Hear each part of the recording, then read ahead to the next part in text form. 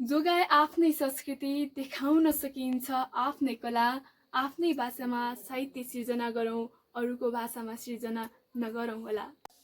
धन्यवाद सञ्चालकज्यू। यस कार्यक्रमको श्रद्धेय सभापति महोदय, प्रमुख अतिथिज्यू, अन्य अतिथिज्यूहरू र निर्णायक मण्डलज्यूहरू, साथै यस कार्यक्रममा सहभागी तपाईँ तमाम आदरणीय व्यक्तित्वज्यूहरू र मेरा सहप्रतिस्पर्धी मित्रहरूमा म लीला थामीको तर्फबाट न्यानो अभिवादन तथा सेवा व्यक्त गर्न चाहन्छु।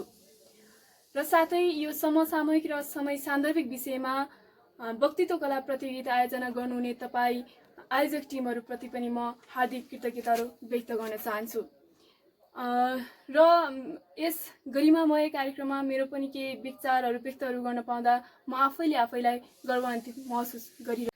सभापति महोदय, आजको यस वक्तित्व कला प्रतियोगिताको विषयवस्तु रहेको छ भाषा, संस्कृति, कला, साहित्य संरक्षण र पुस्तान्तरण। सर्वप्रथम त म भाषा, कला, संस्कृति र साहित्यको परिचय दिन उपयुक्त ठान्दछु। सभापति महोदय, भाषा भन्नाले कुनै पनि मनोभावलाई व्यक्तिहरू बीच शब्दद्वारा अभिव्यक्ति गर्ने माध्यमलाई नै हामी भाषाहरू भन्न सक्छौँ। त्यसरी नै कला, संस्कृति भन्नाले व्यक्ति जन्मेदेखि मृत्यु पर्यन्तसम्म पनि अपनाउने विविधहरू क्रियाकलापलाई हामी संस्कृतिहरू भन्न सक्छौँ। त्यस्तै कला भन्नाले कुनै पनि कार्यको विशिष्ट शैलीलाई हामी कलाहरू भन्न सक्छौँ, अथवा जीवन र जगतका विभिन्न विषयहरूलाई विभिन्न माध्यमद्वारा सौन्दर्यपूर्ण तरिकाले अभिव्यक्ति गर्ने कला माध्यमलाई नै हामी कला भन्छौँ। त्यसै गरी साहित्य भन्नाले जीवन जगतका विभिन्न विषयवस्तुलाई भाषाको माध्यमद्वारा अभिव्यक्तिहरू गर्ने सृजनशील अथवा रङ्गनात्मक अथवा रचनात्मकहरू क्रियाकलापलाई नै साहित्यहरू भन्छौँ।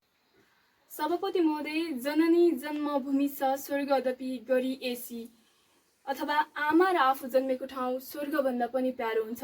हाम्रो यो स्वर्गमय देशमा भाषा, कला, संस्कृति र साहित्यको संरक्षण गर्नु आजको आवश्यकता हो। नेपालमा विक्रमसम्म 2068 सालको जनगणना अनुसार नेपालमा 123वटा र भाषा आयोग अनुसार हाल नेपालमा 131वटाहरू भाषा बोलिन्छ, जसमा कुनै भाषाहरू लोप उन्मुख अवस्थामा पुगेका छन् भने कुनै भाषाहरू प्रयोगविहीन अवस्थामा पुगेका छन्। त्यसैले यस्ता भाषाहरूको संरक्षण गर्नका लागि पाठ सङ्कलन, शब्द सङ्कलन, व्याकरण निर्माण, भाषाको इतिहासको खोजी र मातृभाषामा शिक्षा दिने, भाषा पाठ सङ्ग्रहालयको स्थापना गर्ने जस्ताहरू कार्य गरी हामी भाषाहरूको संरक्षण गर्न सक्छौँ र यस्ता क्रियाकलापहरू विभिन्न 31वटा भाषामा भइरहेका छन्। साथहरू विक्रम सम्वत आर्थिक वर्ष 2075-76मा थामी भाषामा पनि पाठ सङ्कलन कार्य सम्पन्न भइसकेको छ। आदरणीय सभापति महोदय, र साथसाथै अहिले अति नै लोपोन्मुख अवस्थामा रहेका 2वटा भाषा रहेका छन्, ती हुन् कुसुन्डा र तेलुगु भाषा, जसमा चाहिँ अनि त्यसपछि वृत्तचित्रको कार्यको निर्माणहरू भइरहेका छ। साथै यस्ता व्यक्तिहरूलाई चाहिँ अनि महिनाको 3000 दिएर चाहिँ अनि भाषाहरू हस्तान्तरण अथवा त्यसपछि वृत्तचित्र निर्माणहरू गर्नको लागि 3000 महिनाको रूपमा चाहिँ भत्ताहरू पनि दिने गरिन्छ। सभापति महोदय, अनेकतामा एकता हाम्रो देशको विशेषता हो। नेपाल बहुजातीय, बहुभाषिकहरू, बहुधार्मिकहरू, बहुसांस्कृतिक विविधतायुक्त मुलुक हो। त्यसपछि नेपालमा रहेका धर्म, संस्कृति तथा चालचलनहरू अनुपमहरू किसिमका रहेका छन्। अनेकतामा एकता हाम्रो देशको विशेषता हो। अनि त्यसपछि नेपाल स्वभावैले पनि बहुधार्मिकहरू, बहुसांस्कृतिक, बहुभाषिक र बहुजातीय युक्तहरू मुलुक हो। महोदय, अनेकतामा एकता हाम्रो राष्ट्रको विशेषता हो। नेपाल स्वभावैले पनि बहुजातीय, बहुभाषिकहरू, बहुधार्मिक, बहुसांस्कृतिकहरू युक्तहरू विविधतायुक्त मुलुक हो। नेपाल स्वभावैले पनि नेपाल सांस्कृतिक रूपमा निकै धनी छ।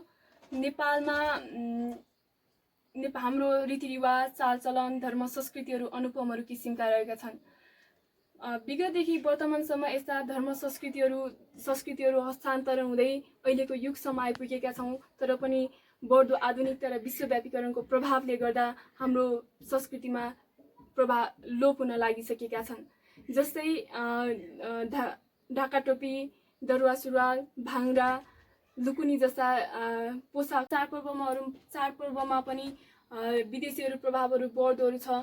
त्यसैले आज नै हाम्रो संस्कृति र संस्कारहरूलाई संरक्षणहरू गर्न सकेन भने हाम्रो मौलिकता सङ्कटमा पर्न सक्छ। हाम्रो कलाहरू पनि बिस्तारै लोप हुन लागिसकेका छन्, जस्तै अचार्य भाका, अनि त्यसपछि थामी जातिको बिहेमा गाइने आनीमाया गीतहरू, त्यसै तामाङ सेलो गीत, माल्ची धुनहरू, लिम्बूको पालम गीतहरू, एकादेशको कथाहरू भइसकेका छन्।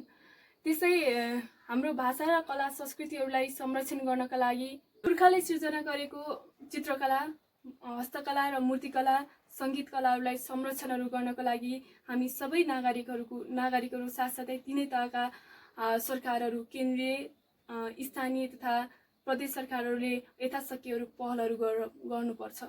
मधेस साहित्य भनेको समाज परिवर्तनको एउटा अस्त्र अथवा सम्वाहको साहित्यबाट हामी संसार परिवर्तनहरू गर्न सक्छौँ।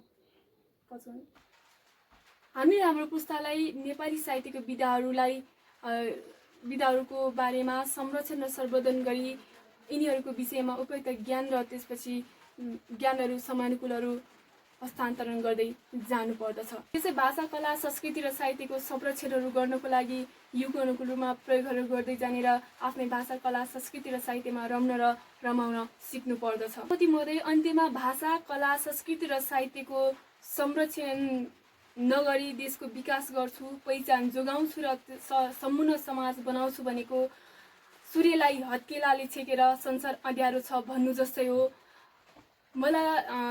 नोबेल पुरस्कार विजेता मलाला युसुफजाईले भने चाहिँ one pen, one book and one person can change the world भने चाहिँ एउटा व्यक्तिहरू प्रयास गर्यो भने एउटा व्यक्तिले पनि संसार परिवर्तनहरू गर्न सकिन्छ।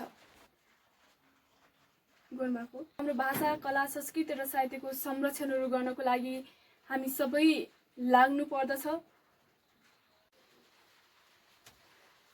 एउटा सुन्दरी स्त्री जब विभिन्न आभूषणद्वारा सजिँदा जति राम्री देखिन्छन्, त्यसरी नै भाषा, संस्कृति र कला, साहित्य संरक्षण र पुस्तान्तरण भएको मुलुक उति नै राम्रो देखिन्छ।